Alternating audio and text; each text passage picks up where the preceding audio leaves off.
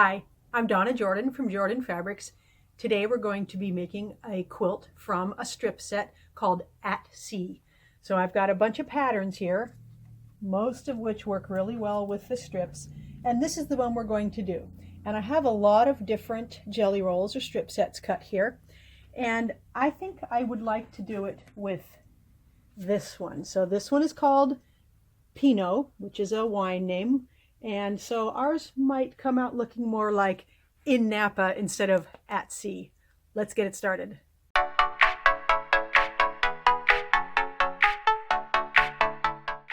For this pattern, we've got a variety of sizes we can make, and we're going to make the large throw, which takes 38 strips. My roll here has got 40, so let's open it up and take a look at the fabrics. I have all the strips laid out here so we can see what they look like. This is a strip set that we cut here. So my husband cuts these very accurately, and it's a beautiful group of burgundies and wine colored prints. That's why we called it Pinot. And so we need to pick an accent, which is the blue color here, and we need to pick a background, which is this light color. And I've got a couple that I think are going to work here. So these prints will show up very nicely with this accent and this background. The only exceptions are this one here is really close to the background color, so I'm not going to use it. And this one also. We only need 38 strips. So sometimes I will take out ones that won't work. Once in a while, I'll get a strip set that needs a few more darks added. So I will just go to my stash. You can go to your stash, cut a couple of extra strips, and fit them in with the jelly roll. This quilt is really fun and fast to make. We are going to take 2 strips and sew them side by side. Then we're going to take 2 more strips and sew them side by side. And we're going to do that for the whole jelly roll. We're just going to make 2 strips, sew them up. And let me show you how to do that.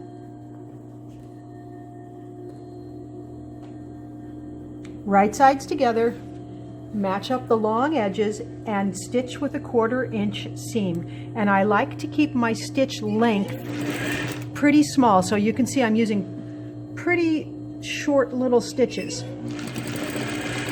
Now line it up real carefully and don't stretch either one. Just stitch really carefully right along the edge. Now I'm going to finger press the seam to one side. So I'm going to press it to the right here, and I'm going to do all of my seams to the right. So open it up and see if you can feel it going that direction, and then take the back of your fingernail and just draw it down that seam. This makes it really, really easy to iron later on. So what we want is, we don't want the fabric pressed over like this. We want it opened and then pressed. And this step makes the ironing go so fast. So sew the strips, finger press with all the rest of your double strips. Let me show you how easy it is to iron these because we finger press them. This has not been ironed yet. And if I lay it right against my yardstick, you can see how straight and flat it already is. So I'm just going to give it a nice gentle pressing without steam. And then I'm going to steam press a little. And I always double check it against the iron to make sure that it's straight and I didn't distort it when I was ironing. So these iron up really, really fast. So put it against a yardstick first to make sure you've got it laid out straight. See, this one is not straight. It's pulled just a little bit. Then you can move that away. Quick press and then some steam. Really flat, really accurate. Now that we've got all of our strips sewn into these double strip units, we're going to take 8 of them and we're going to make a tube. So I'm taking these and stitching them onto here, and I want my seam allowances going in opposite directions because that's going to make it really easy for me for the next step. So we're just going to line everything up and we're going to sew it on both sides.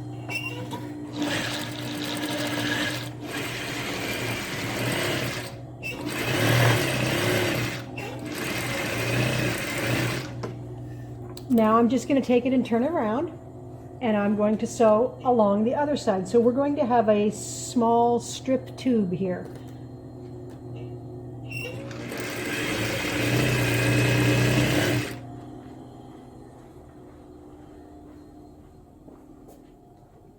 So even though we've already ironed both of these really flat, we do want to iron it again because the stitching can stretch it a little bit. So I'm going to line it up again against my yardstick, and then I'm going to press it a little bit, and then I'm going to steam press it. So it may seem like an unnecessary step because it's already all flat and nice, but it is nice to get it really flat and true because we're going to be cutting this again. So let's take this over to the cutting table and I'll show you how to cut it. So here is the 4 strip tubes that I have. So it's a tube and there's 4 strips there. So now we're going to use our strip tube ruler and we're going to cut some squares out. So it looks like we're cutting a triangle here, but because this is stitched on the bottom, when we open it up, it'll be a square. So we're going to use the 4.5-inch line, and we're going to put the line on the stitching line, not on the edge of the fabric, on the stitching line. So I'm going to get my ruler and I'm going to make my first cut here, move this out of the way, and then cut here. Now you'll see what I'm talking about. We've got a nice square there with just some little itty bitty guys on the edges. Now we're going to take our ruler and we're going to turn it around here, and we're going to put the same 4.5-inch line on the stitching line again. And we might have to make a fresh cut here. It depends how straight it looks. You can always move it down and make a fresh cut, but if it looks really straight like that one is there, all I'm going to have to do is cut right here. So here is where I'm going to have to make both cuts because I can't move that over there because this has got that jagged edge. So we're going to just put the 4.5 on there, and now we're going to cut both sides. Move that out of the way. So we're going to keep doing this for the whole tube, and we're going to do it with all of these other tubes as well. The next step is to take the rest of the strip units and stitch them to the accent fabric. So it's the same method we used earlier. The accent fabric strips are cut 4.5 inches, which is exactly how wide this is. So this is going to fit right on there. It's going to line up exact, and we're just going to stitch it on both sides. Now I'm going to stitch down the other side. And these steps go really, really fast. So we want to iron all of these also. Again, straighten it up on your yardstick. And you can see how the stitching stretches it a little bit, but the iron will relax all of that back out. Now we've got all of these ironed. And I find it easier to cut from this side because I can see my stitching line. It's a little hard to see it on that side, but I can see it here pretty clearly. These get cut exactly the same way the last ones did, so 4.5 inches. Put the line on the stitching line and then cut your square.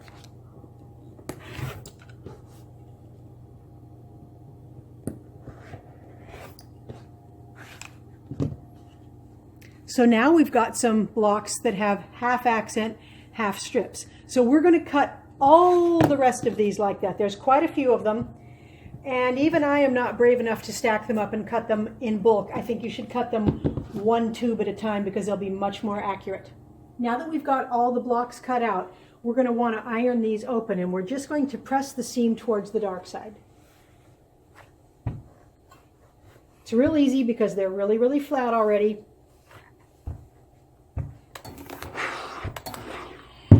And then we are going to take our scissors or rotary cutter, whatever you'd prefer, and we're going to snip off all these dog ears. So just do that with all your blocks, and then they'll be ready for us to start making the patchwork. Here are the pieces I need for the block.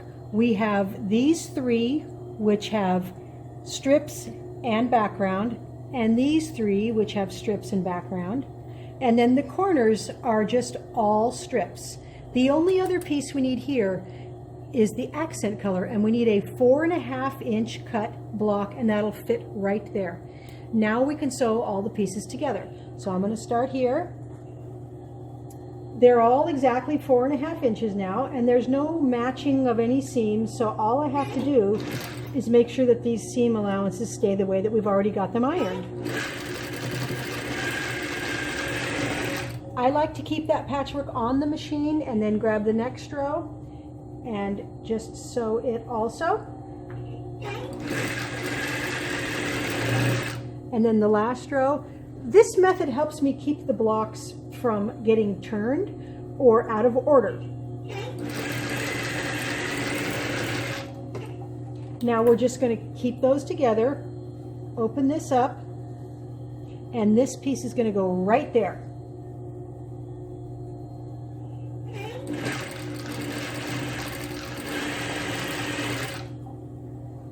Just flip it over. And you can see how quickly these blocks sew up. They're really, really fast.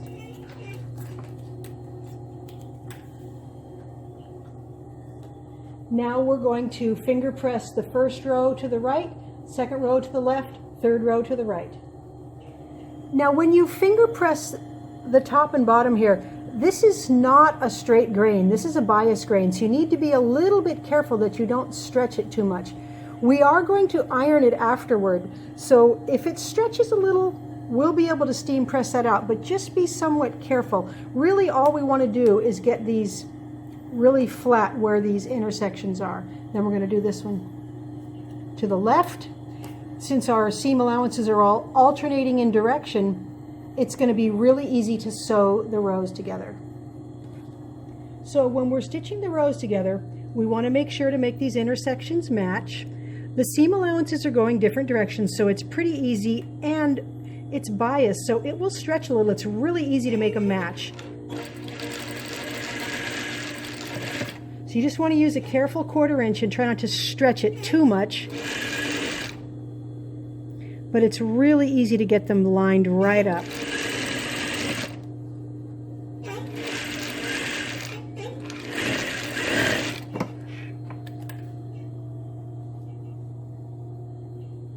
One more row and the block is done. So we've got all the rows together, and I've finger pressed them both going in the same direction. And this is what we want. We want everything meeting at that intersection there.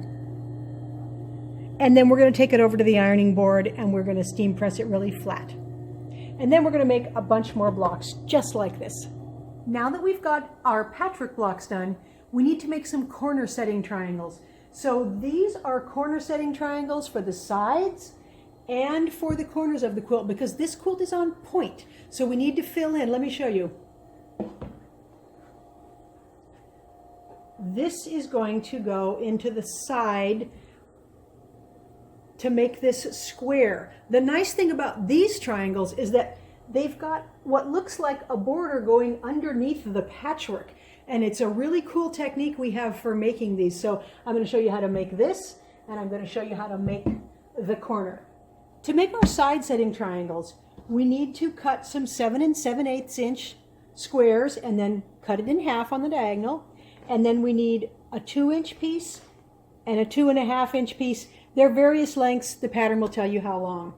Now we're going to shape these pieces, and the pattern gives us a handy dandy template here that we can use.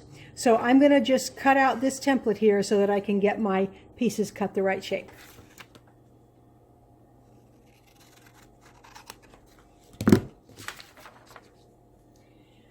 Now this template is going to go on the corner here, and we're just going to cut off the fabric there. So I'm going to put the template there, hold it firmly, and then I'm going to put my straight edge right up against it. Then I'm going to move the template, and then I'm going to cut. And I'm going to do the same thing on the other corner. So it's going to go on this corner here, and I'm going to cut it off, but I'm going to have to turn it around because I can't cut left-handed. So place it very carefully in position. Grab your straight edge, put it right up against it, move the template, and then make your cut.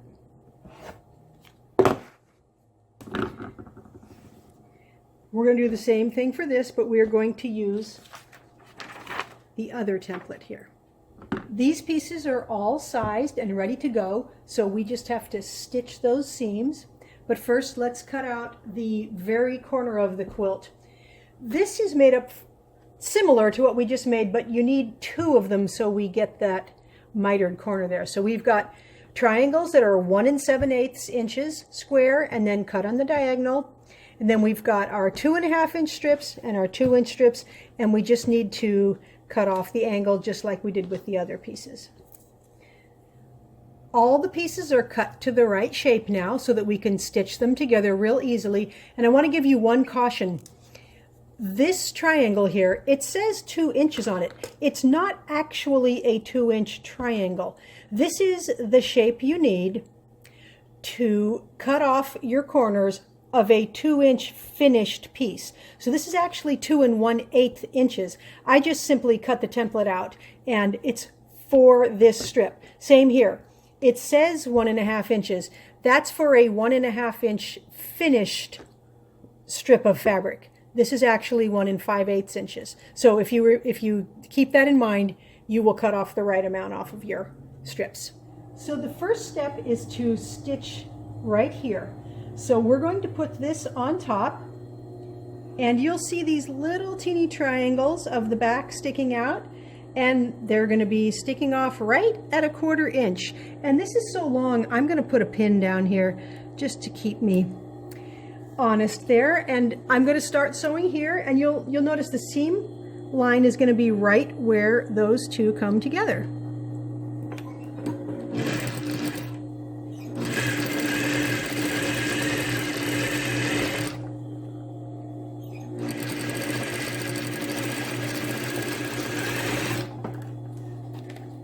We're going to finger press this, and we're going to go towards the dark there. And see how nicely those line up? It's really, really easy. Now we're going to sew this piece onto here, and I'm going to flip it this way. And it's designed so that the flat edge there is going to meet up with that point right there. I think it's actually going to go a little bit beyond it, just a touch beyond it. And again, I'm going to pin this so that it doesn't move.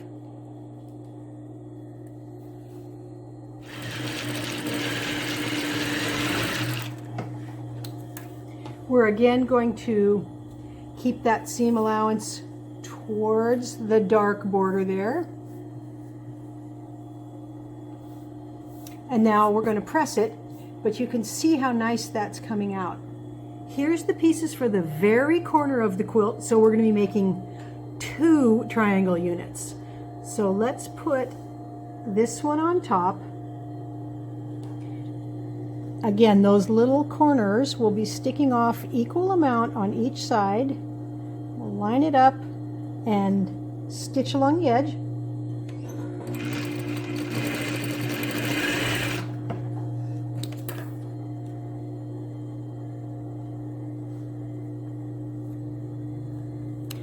Now this one will go on there, and I think I'll put this on top. You can center it easier then. Use my 1/4 inch.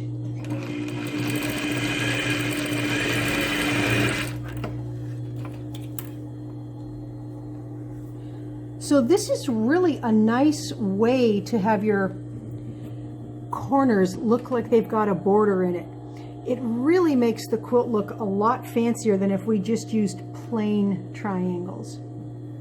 The last step is to sew these two together. And we do want to match them up real carefully. It's a little bit thick where those seam allowances are because they're all facing the same direction. But that's okay. We just are going to be really, really careful when we line everything up.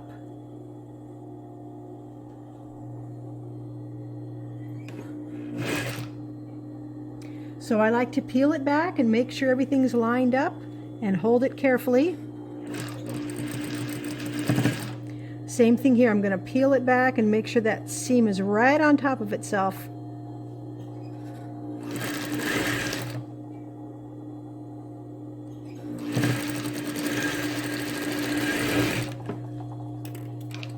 All right. We'll give that a nice steam press, but you can see everything is lined up really nicely there. So we've got these guys all done now, and we're ready to put the whole quilt together. Now these look a little bit rough around the edges, but that's okay. They're a little bigger than we actually need, so the excess will get trimmed off, so you don't have to worry too much if you've got a little bit of excess or not quite enough right here. This is going to get trimmed off. I've got some of my blocks laid out so that you can see how to put this together. So the blocks, think of this one with those triangles going up, and the next one, the triangles are going sideways, and the next one, the triangles are going up. So the blocks are going to be laid out every other direction.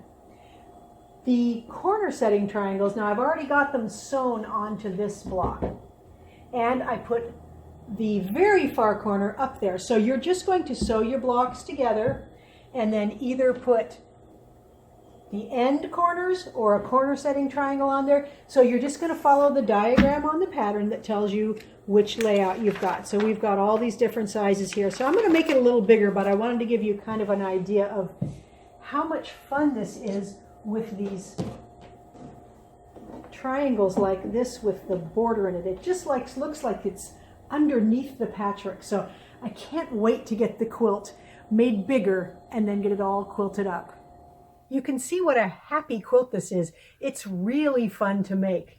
It sews up very fast, and there's a lot of details in it that you just don't see at first. So here, right here, above my arm here, that's the block. That's the block we made over and over. When you put all the blocks together, you get these nice accents showing, but you get these little tiny pieces here that you can really only get if you make strip units and then cut them up.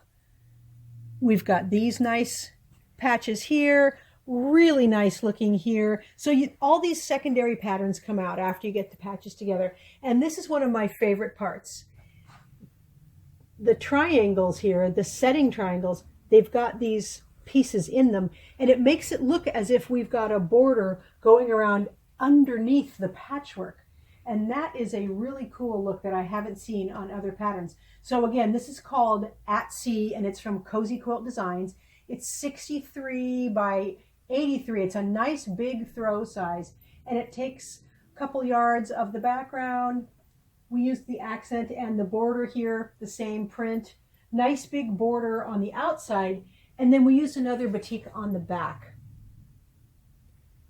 So the pattern does not have to be made in these colors. It does not have to be made in batiks. I think in their pattern, these are not batiks here. These are prints with leaves on them.